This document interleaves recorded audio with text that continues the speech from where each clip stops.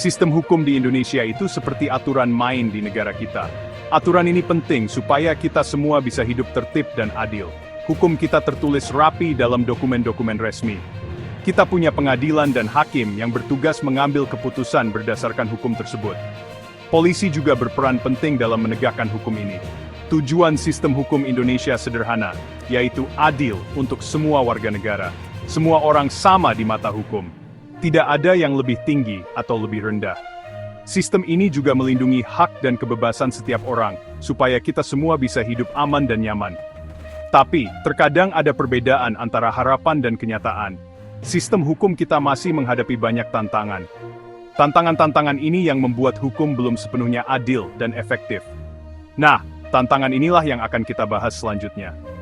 Memahami masalah ini adalah langkah pertama untuk menemukan solusinya.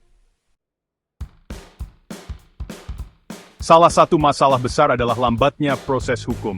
Kasus bisa berlarut-larut hingga bertahun-tahun.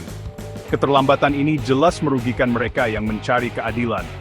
Masalah serius lainnya adalah korupsi. Korupsi terjadi ketika orang yang berkuasa menyalahgunakan jabatannya untuk keuntungan pribadi. Penyalahgunaan kekuasaan ini merusak keadilan sistem hukum. Nepotisme juga menjadi perhatian. Ini adalah praktik mengutamakan keluarga atau teman, meski nilai pun mereka kompeten. Nepotisme melemahkan sistem dan mengikis kepercayaan publik.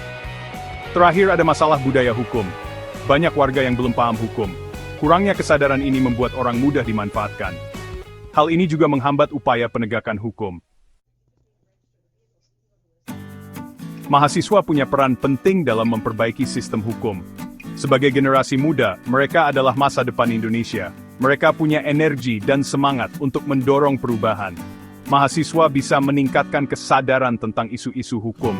Masyarakat juga punya tanggung jawab.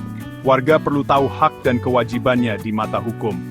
Mereka perlu mengawasi para pemimpin. Ketika warga aktif dan peduli, mereka bisa menuntut sistem hukum yang lebih baik. Tekanan publik bisa membawa perubahan nyata.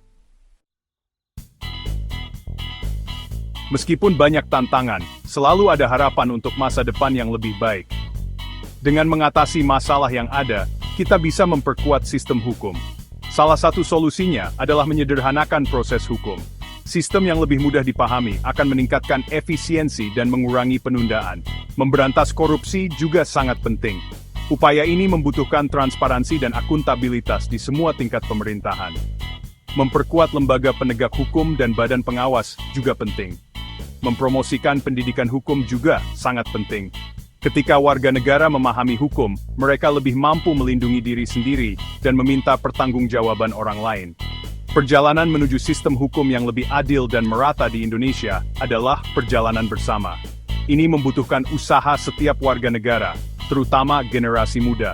Dengan bekerja sama, kita bisa membangun yang lebih cerah dan keadilan tegak untuk semua.